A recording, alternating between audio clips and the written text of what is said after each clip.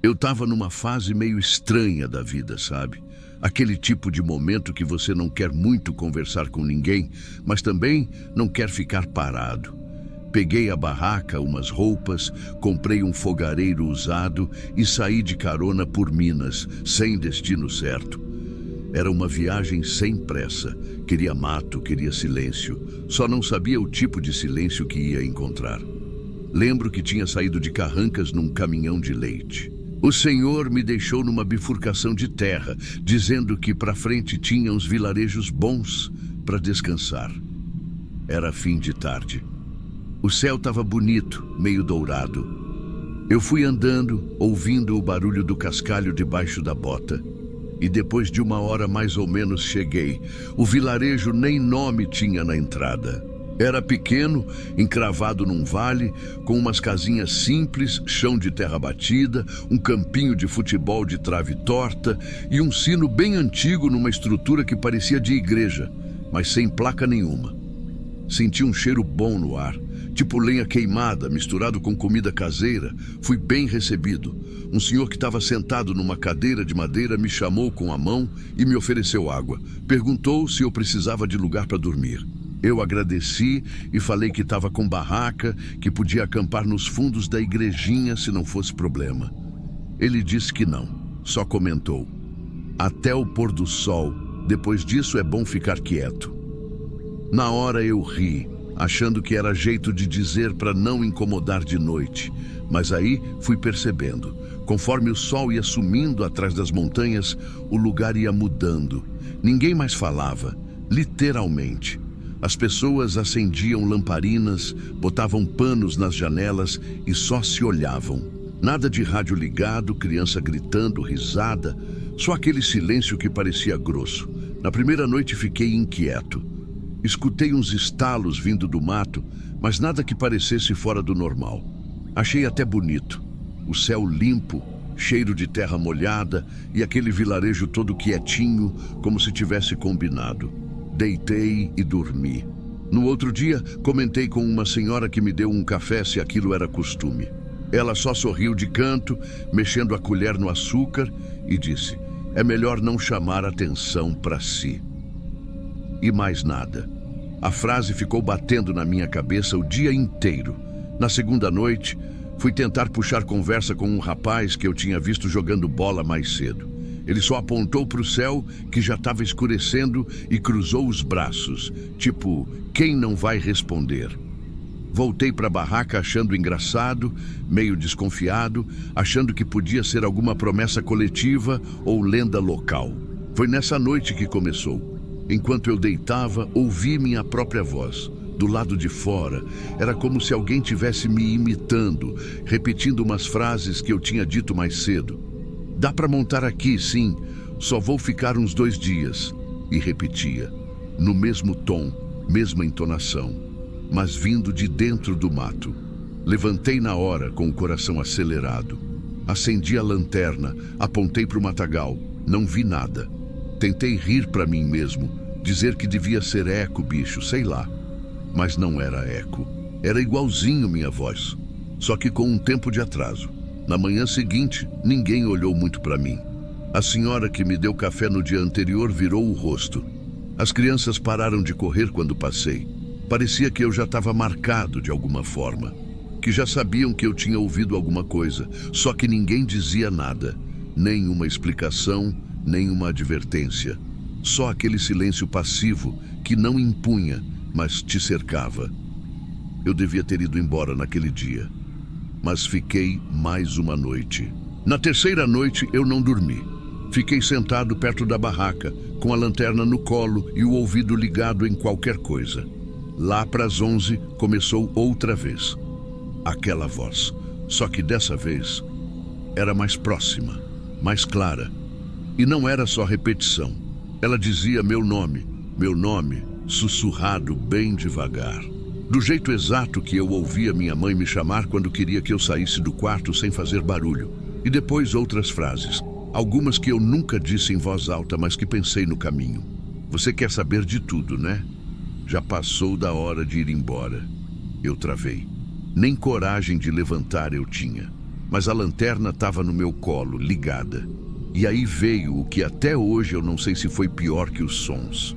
Uma moça, parada a uns 5 passos de distância, entre 2 árvores. Olhos escuros, sem brilho. Não sei como vi, mas vi. Ela não falava, mas abria a boca, como se estivesse cantando sem som. Fiquei ali parado, e a única coisa que consegui fazer foi mirar a luz. Quando o feixe bateu, não tinha nada, só o mato, e um frio nas costas que não era do vento. Saí andando, sem rumo. Fui seguindo aquela trilha de barro que passava por trás da igreja, meio escondida no capim alto. Caminhei devagar, guiado por uma coisa que não sei explicar. Era como se alguém me puxasse com corda invisível. Cada passo doía, mas era como se eu precisasse ver o que tinha no fim. A trilha abriu numa clareira, redonda, rasa, meio encharcada. No meio dela, várias cruzes de madeira cravadas no chão. Nenhuma com nome, só madeira velha, torta, e uma pedra grande na lateral. Retangular, lisa, mas sem nenhuma letra. Nada escrito, só uma marca. Como se alguém tivesse tentado apagar alguma coisa ali há muito tempo. Fiquei ali, parado. O tempo parou também. Não sei quanto tempo passou. Senti um zumbido no ouvido. Senti o corpo gelar por dentro. E aí, tudo apagou. Acordei com o rosto colado no chão de terra batida, perto da minha barraca. Sol já nascendo. Levantei trôpego. Fui até a primeira casa para pedir água. Uma senhora abriu a porta, me olhou e fechou. Fui até a bica no centro do vilarejo. Tinha um menino enchendo um balde. Tentei perguntar que horas eram, mas não saiu nada. A boca abriu. A garganta se mexeu, mas som nenhum. Pensei que fosse susto, garganta seca, alguma coisa. Mas não era. Fui tentando falar sozinho, andar, respirar fundo. Nada. Ninguém mais me olhava nos olhos. Fiz o caminho de volta até a estrada principal andando. Foram horas. Peguei carona calado, só apontando. O motorista achou que eu era mudo. Fui parar em São João del Rei. No posto de saúde, me examinaram, fizeram teste de voz, mandaram para o otorrino. Fisicamente o senhor está perfeito, ele disse. Nenhum bloqueio, nenhuma lesão, mas eu não conseguia falar. Foram 3 semanas assim. Depois, aos poucos, de manhã, a voz foi voltando, meio rouca, falhada. Só que quando escurece, ela falha de novo, como se travasse. Já tentei terapia, acupuntura, espiritualista. Nada resolve de verdade. Só tem uma coisa que eu sei com certeza. Nunca mais voltei para lá. E nunca mais ouvi minha própria voz. Depois do pôr do sol. Antes de tudo, um agradecimento especial a todos vocês que já fazem parte da nossa comunidade aqui no Diário de Terror. É por causa de cada comentário, cada like e cada relato que esse canal continua crescendo e assustando como tem que ser. E se você chegou agora, aproveita para se inscrever e ativar o sininho. Tem história nova toda semana, sempre baseada em relatos que podiam ser seus. Aliás, já acampou em algum lugar isolado? Como foi a experiência? Teve silêncio demais? Conta pra gente nos comentários. Vai que sua história aparece por aqui também.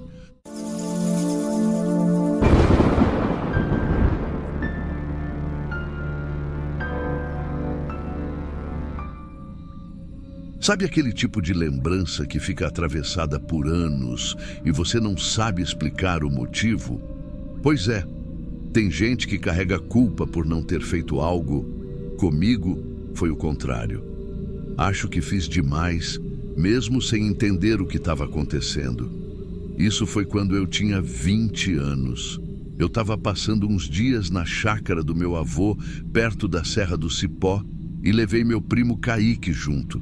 Ele era da capital, mais fechado, bem cético com tudo, meio ranzinza até, mas a gente se dava bem.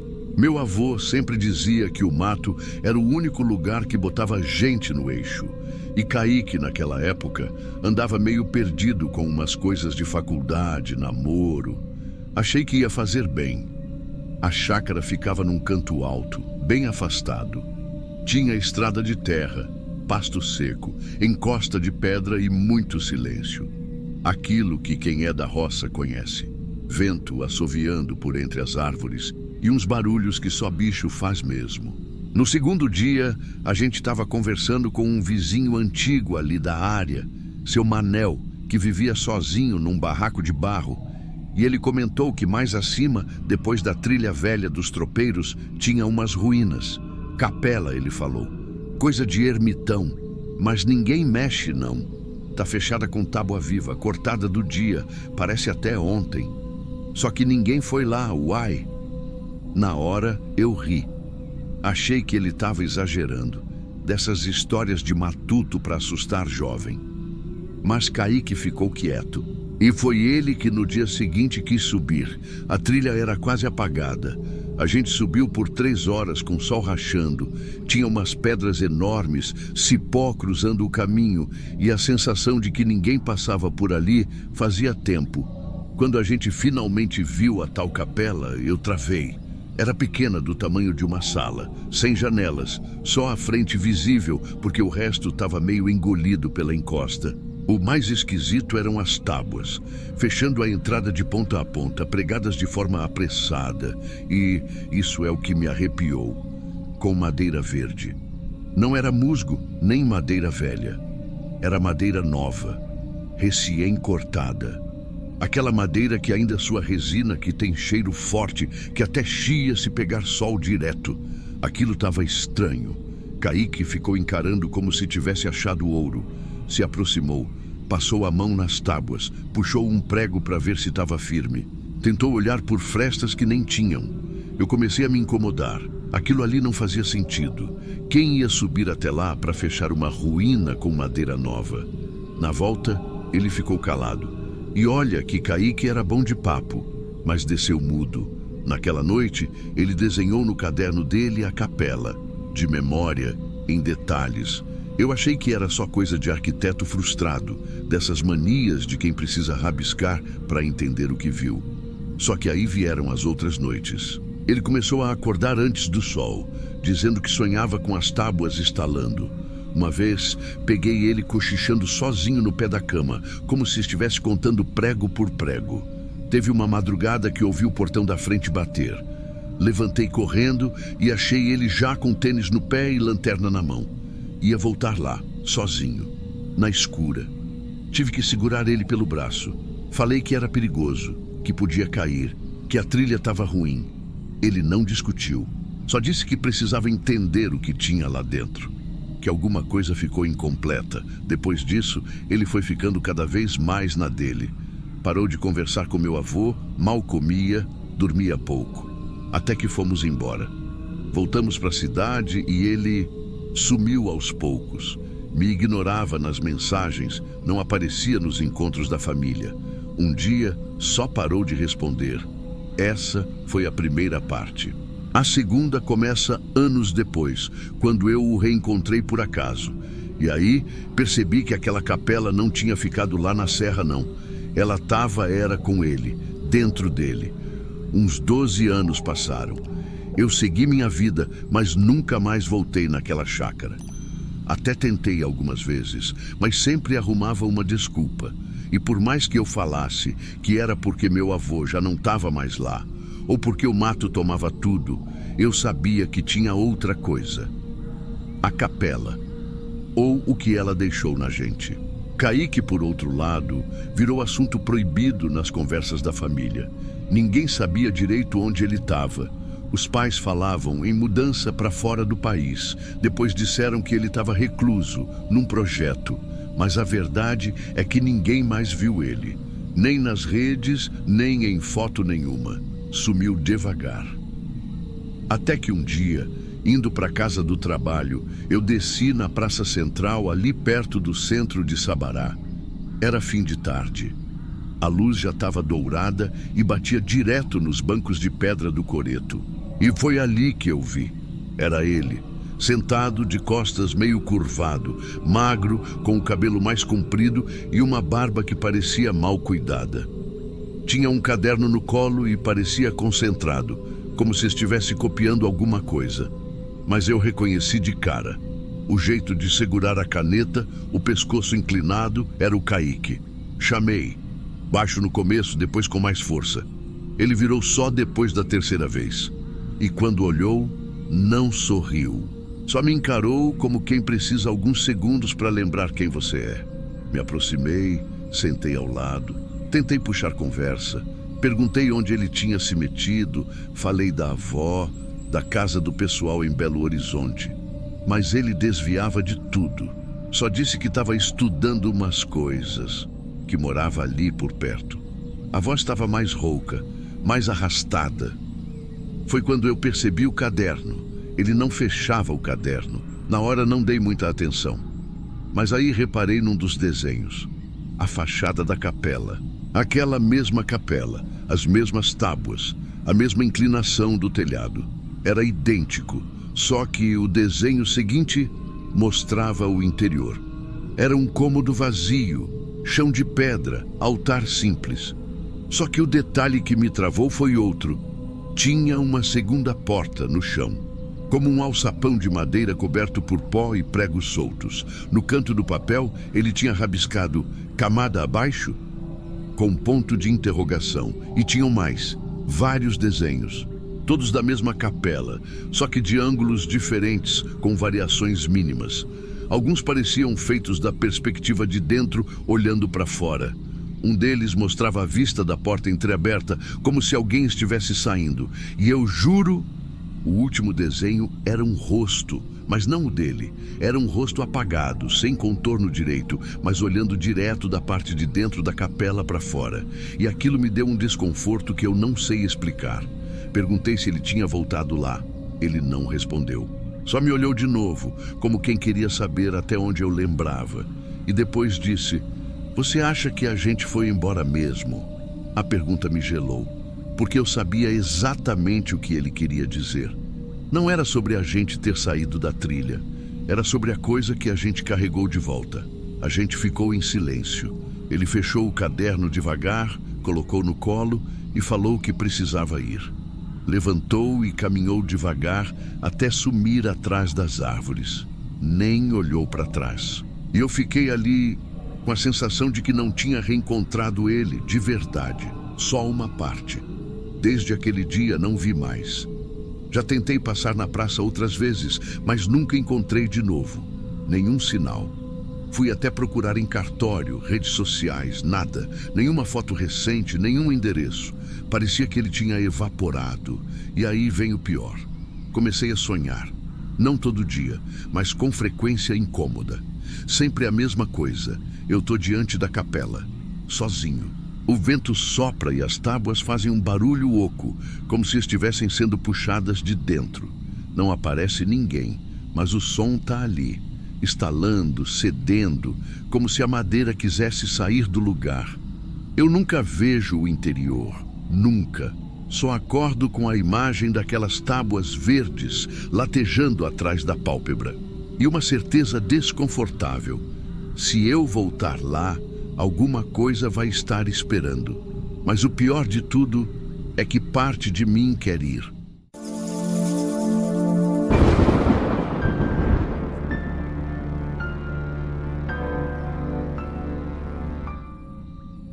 Eu não falo com o Lucas faz mais de 20 anos.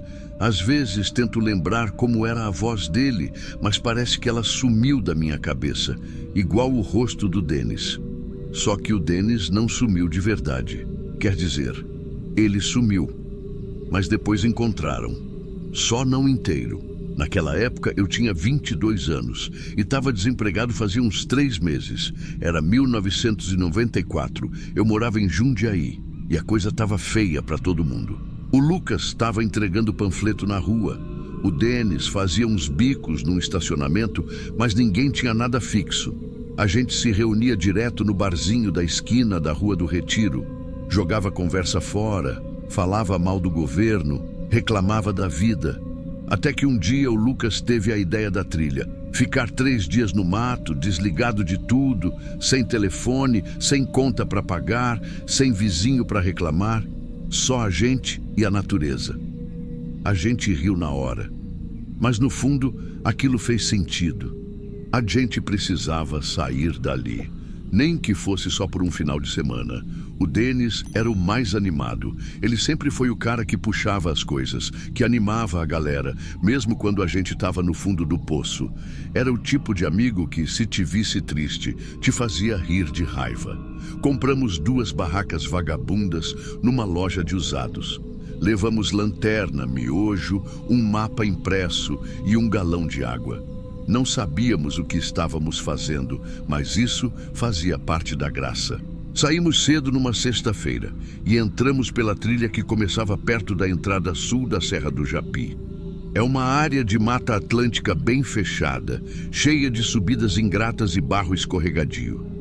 A gente achava que era tipo aventura, mas em 2 horas o Lucas já estava com bolha no pé e eu com a camiseta encharcada de suor.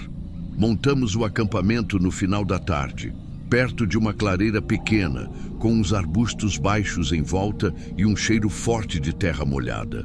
Não tinha sinal de ninguém por perto. O lugar era um silêncio que dava até dor de ouvido.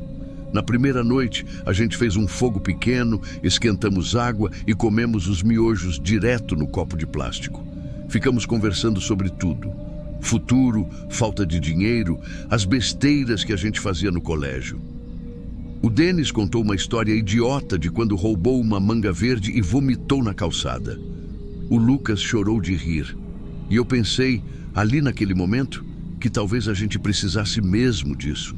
Na segunda noite, o clima mudou. Começou com o barulho.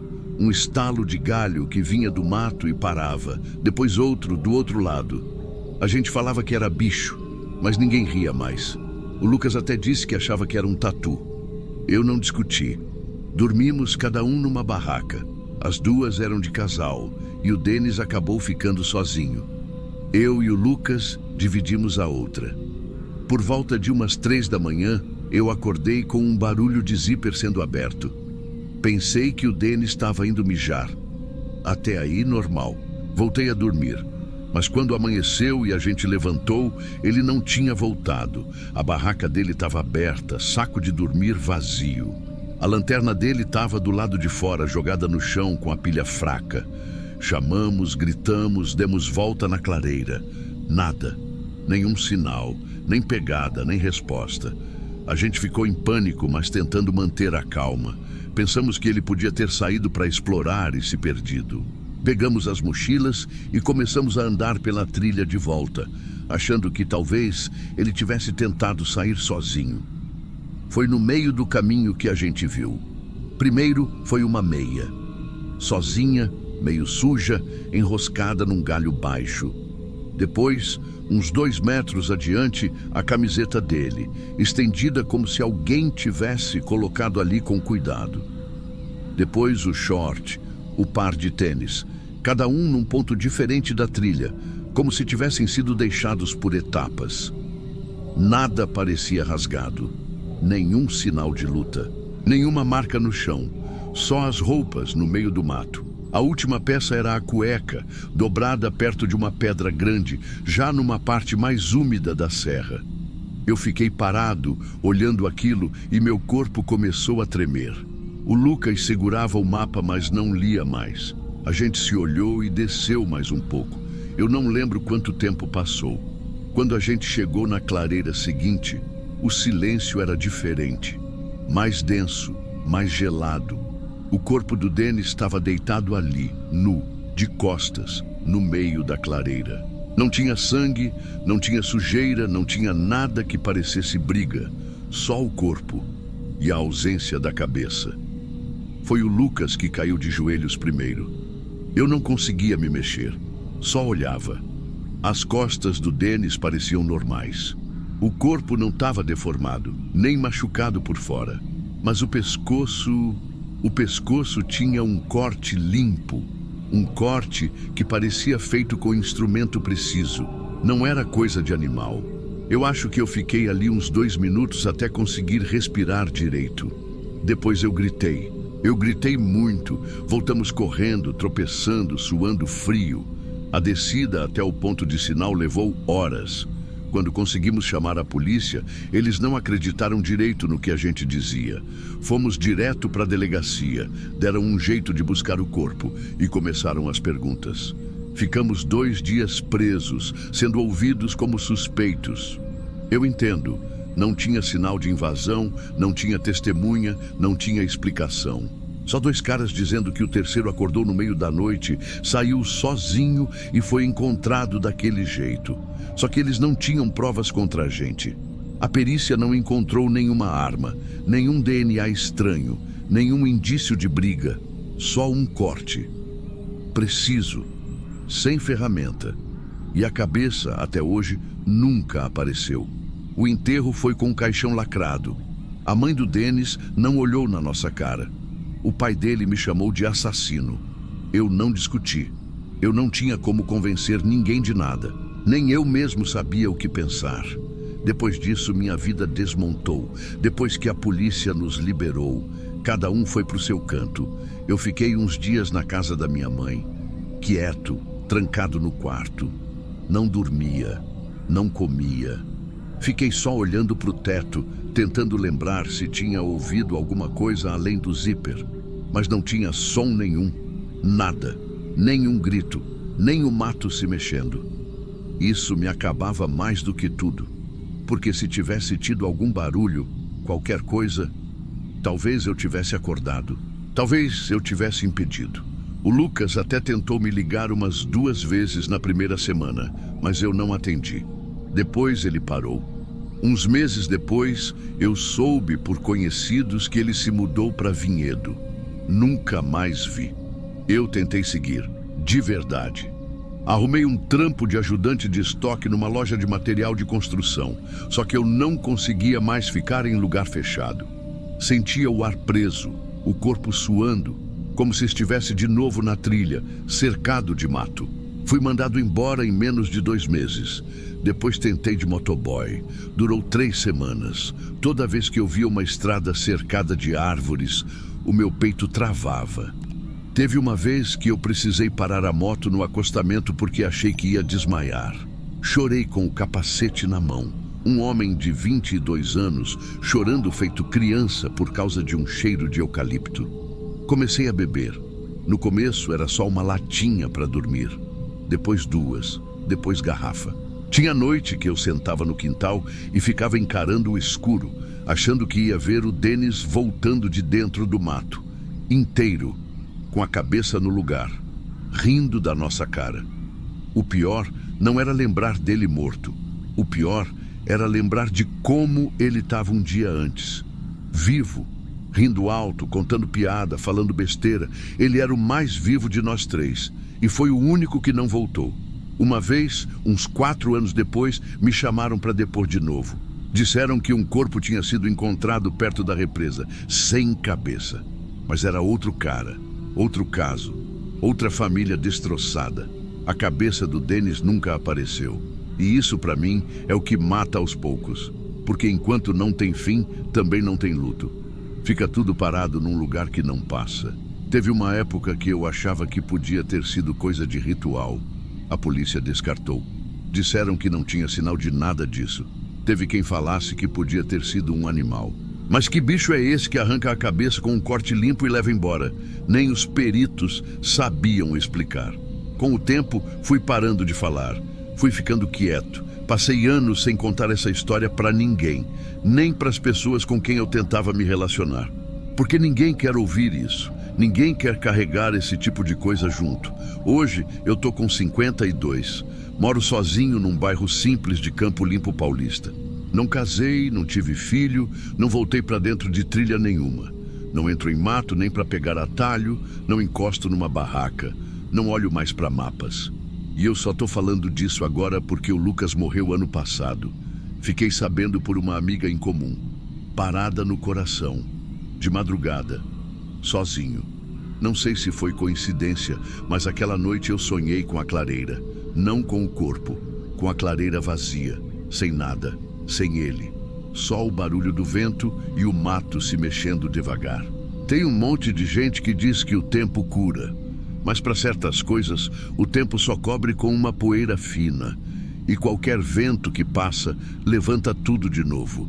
Eu não sei o que tirou o Denis da gente naquela madrugada. Pode ter sido uma pessoa, pode ter sido uma coisa, pode ter sido só o azar extremo. Só que isso não importa mais. O que importa é que ele ficou lá. O Denis nunca saiu daquele mato. E eu também não.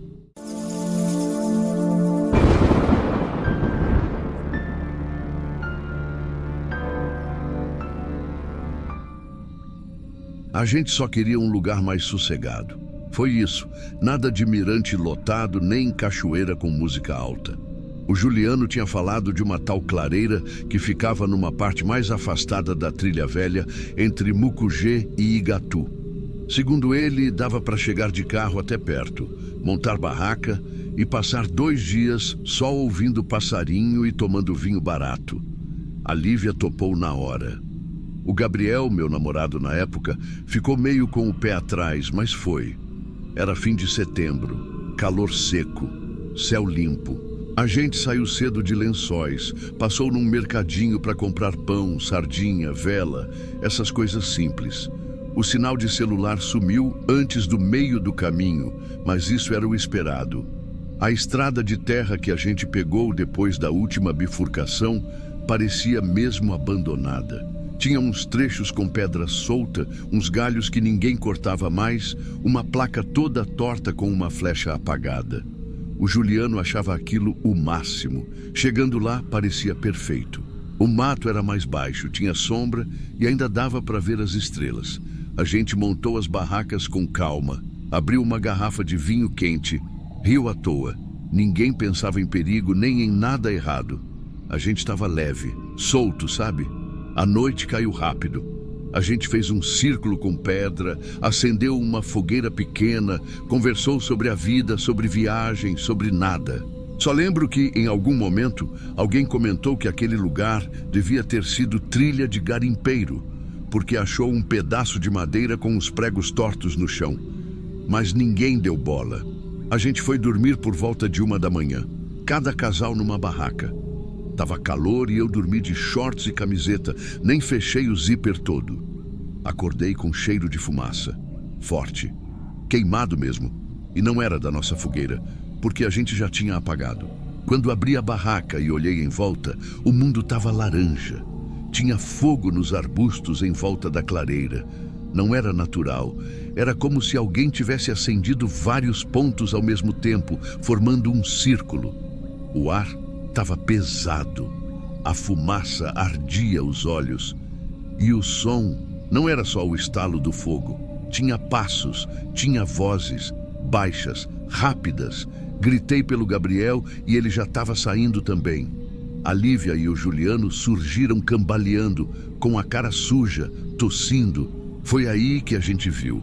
No meio da fumaça, nas partes onde o fogo ainda não tinha pego, surgiram formas, homens, 4, talvez 5, todos com panos no rosto. Um deles usava uma camisa enrolada até o nariz. Outro parecia ter uma fronha furada amarrada na cabeça. Os olhos eram o que dava para ver, e eram frios. Nada de máscara estranha, pintura, nada disso. Gente de verdade, com expressão de quem sabia o que estava fazendo. Um deles tinha um pedaço de pau grosso na mão. Outro sacudia uma corrente. Um terceiro segurava uma garrafa quebrada e a ponta brilhava com o reflexo do fogo. A gente tentou correr para o outro lado, mas mais 2 caras surgiram. Um deles gritou: "Ninguém acende fogo aqui." Foi só isso, essa frase, crua, do nada, como se fosse uma regra deles, como se a gente tivesse cruzado uma linha que não devia. A Lívia tentou correr e foi puxada pelo cabelo. Eu vi o momento exato. Ela caiu de costas com o joelho raspando no chão. O Juliano gritou e foi para cima. Tomou uma paulada na costela e caiu de lado, gemendo. O Gabriel me segurou pela mão, me puxando, mas um dos homens veio direto para cima de nós. Ele deu um golpe com a garrafa que pegou de raspão no braço do Gabriel. Sangrou na hora. O pano da camisa dele encharcou. E eu fiquei ali paralisada, sem saber se gritava ou se corria. Foi quando um deles jogou alguma coisa no fogo. Não sei o que, mas a fumaça ficou branca, espessa, sufocante. Entrava pelo nariz, pelos olhos. A gente não conseguia enxergar nem 2 passos. A confusão foi tanta que ninguém viu direito como, mas o Juliano gritou de um lado da mata, apontando. Tinha uma trilha, uma picada antiga talvez. Ele gritou de novo. E a gente correu. Corremos sem olhar para trás. Não ouvia mais a Lívia, só os galhos batendo na minha cara, o Gabriel com o braço pendendo, eu tropeçando em raiz, chorando e a fumaça ainda agarrada no corpo. De vez em quando a gente ouvia uns gritos, mas não eram de dor. Eram gritos curtos, secos, como se estivessem batendo em árvore, marcando presença, como se fosse aviso, como se eles nem quisessem seguir. E aí veio o silêncio. E esse foi o pior momento, porque quando tudo silencia no mato, no meio do escuro, e você não sabe onde está, é aí que o medo vira desespero. A gente andou sem rumo, 2, 3 horas. A madrugada foi virando manhã e a gente chegou numa cerca velha, de arame farpado. Atrás dela, uma fazenda. Casa de madeira, janela torta e uma torre pequena com antena.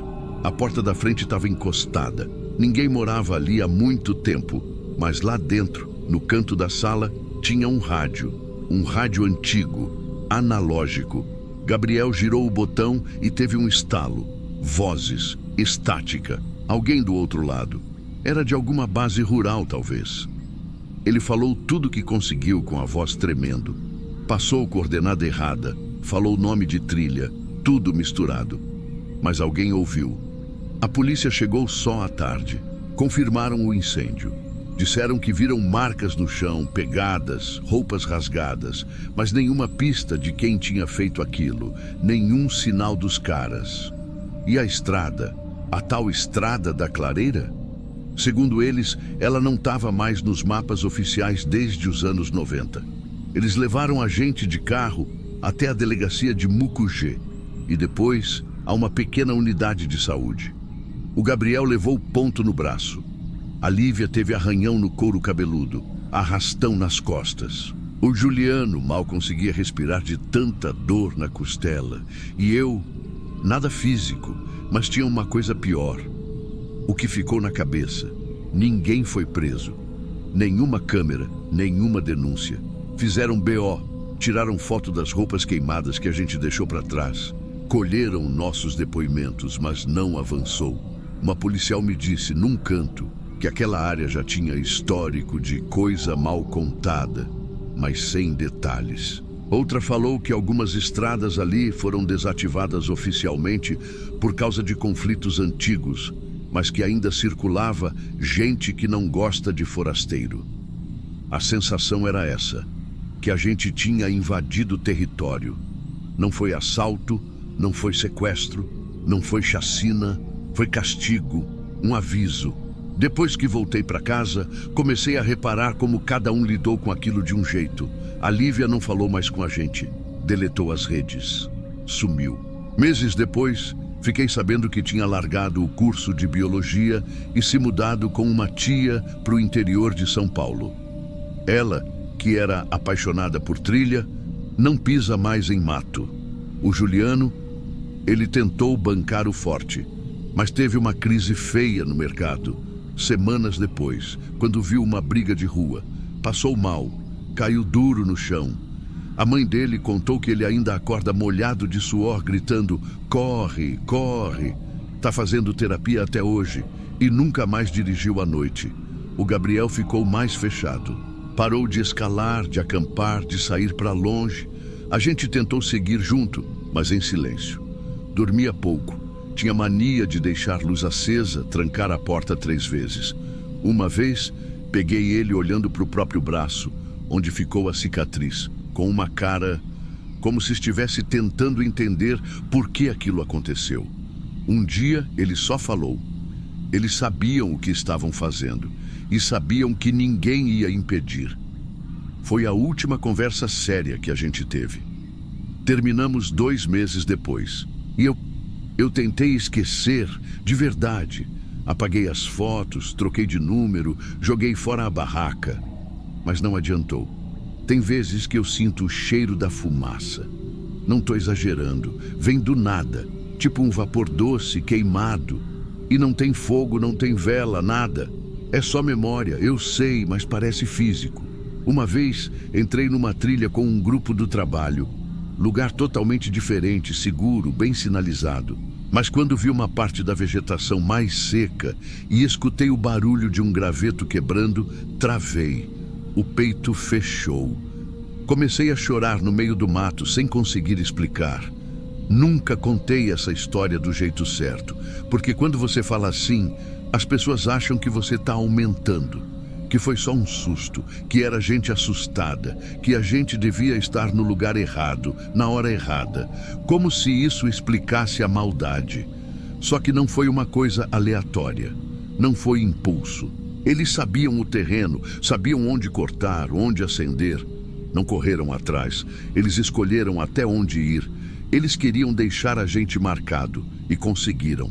A pior parte é essa, saber que tem gente assim, que age assim, que vive onde a gente acha que está se conectando com a natureza e que pode transformar qualquer lugar bonito em um buraco sem saída. Eu nunca voltei para Chapada, nunca mais acampei, nunca mais fiquei sem sinal de celular por escolha própria. Tem estrada que quando você entra, não tem como voltar igual, nem por dentro. A gente saiu de lá vivo, mas não inteiro.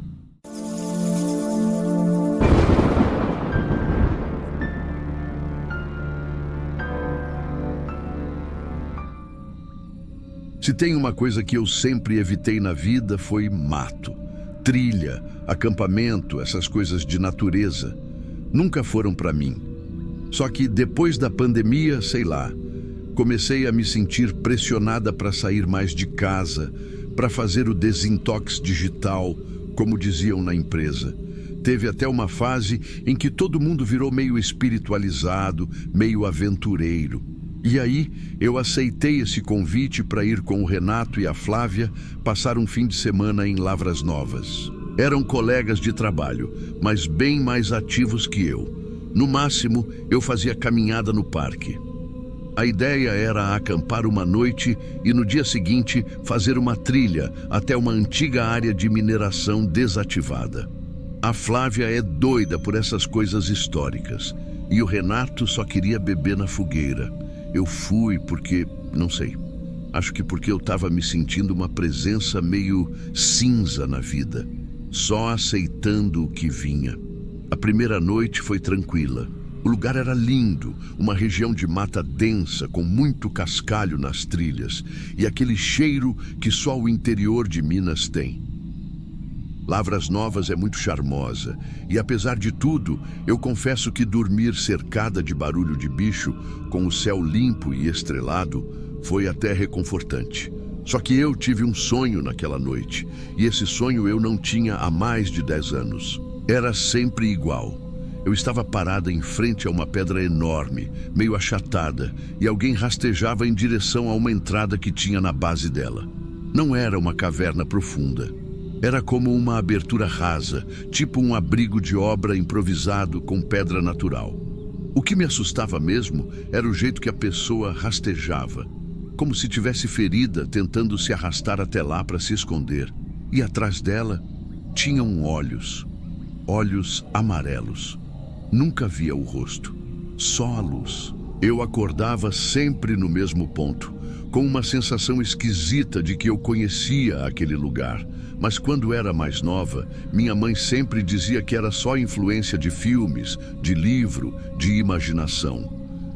Dessa vez, quando acordei, o sonho me deu um susto diferente. Era como se não fosse um pesadelo, mas uma lembrança. E eu fiquei pensando nisso enquanto a gente seguia trilha adentro. Eu nem comentei com eles, claro. Ia parecer que eu estava fazendo drama ou que estava querendo atenção. Mas eu fiquei com aquilo martelando. A trilha no segundo dia era bem puxada. A gente ia parando para ver umas ruínas de mineração e uns marcos antigos de garimpo. Tinha lugar que parecia abandonado desde o século passado, mas o mato cobria tudo. A gente andava por muito tempo sem ver absolutamente nada, além de árvore, pedra, galho seco e barulho de vento. Foi quase no final da tarde que aconteceu. A gente fez uma curva meio fechada e, uns metros abaixo, tinha uma formação de pedra que parou meu corpo. Era a pedra, aquela, idêntica à do sonho. Enorme, meio achatada, com uma abertura na base. Só de olhar eu soube. O cheiro, o tipo de vegetação em volta, a forma das árvores do lado esquerdo, tudo. Era como se minha cabeça tivesse tirado um print anos atrás e agora tivesse colocado a imagem real na minha frente. Eu fiquei parada.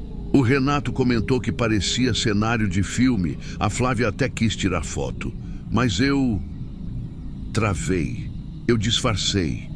Falei que ia ali no mato, atrás de uma árvore, fazer xixi. Eles nem deram bola. Já estavam pegando o celular para postar story. Quando me virei de costas para eles, comecei a tremer, mas fui, sozinha. Voltei até a pedra como se meus pés soubessem exatamente onde pisar. A cada passo, minha cabeça parecia abrir mais uma janelinha de lembrança que eu não sabia que tinha. Quando me aproximei da entrada, percebi que ela não era funda. Só um vão de pouco mais de 1 metro, que parecia cavado de propósito. A parte de dentro estava coberta de folhas secas. Muitas, como se ninguém mexesse ali há anos. Eu me abaixei.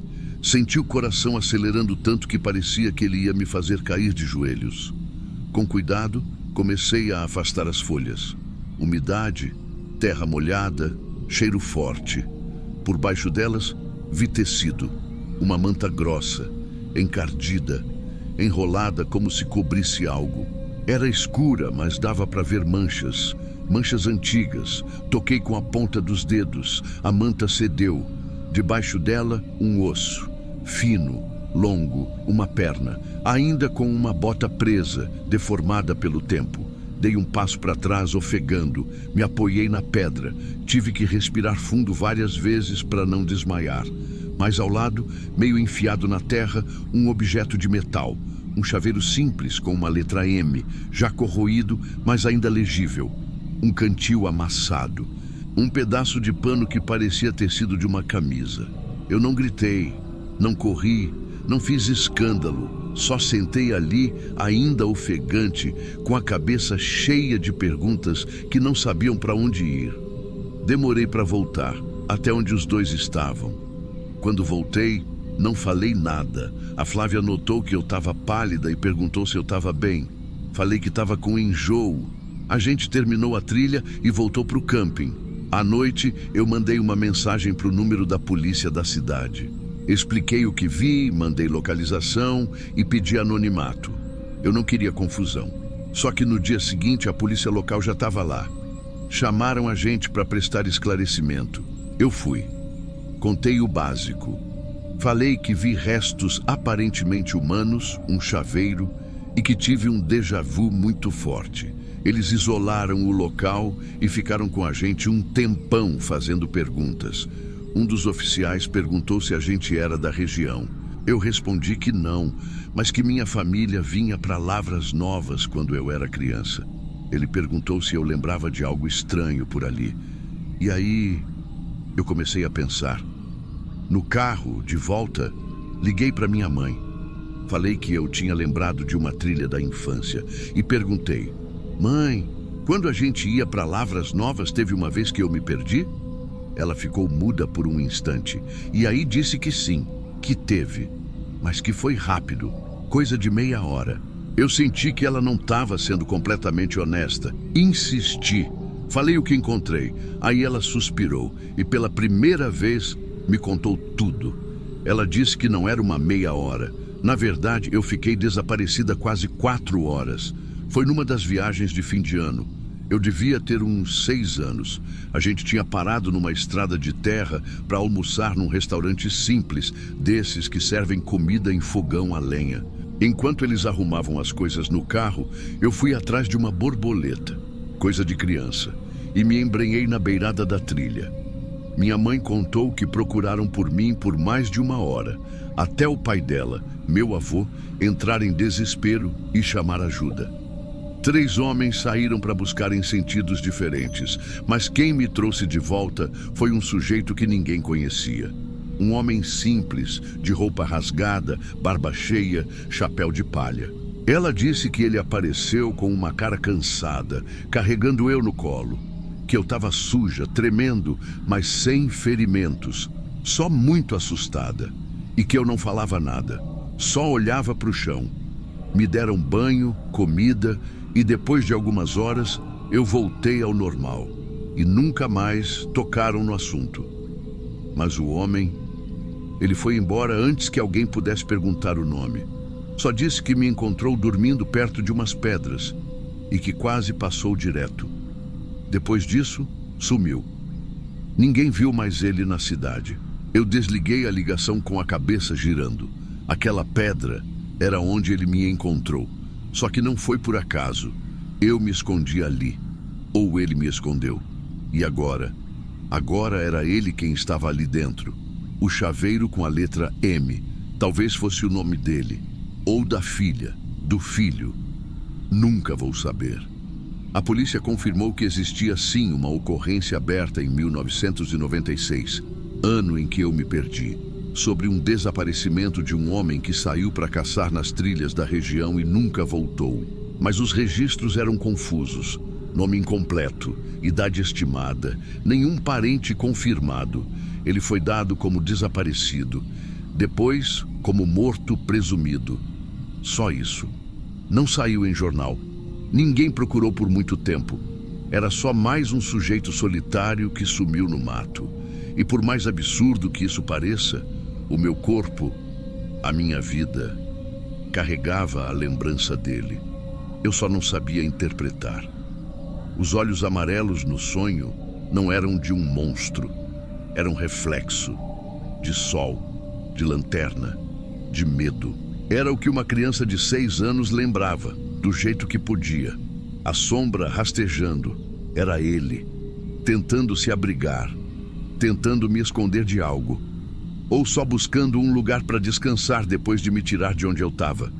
O sonho não era premonição. Era gratidão, era trauma.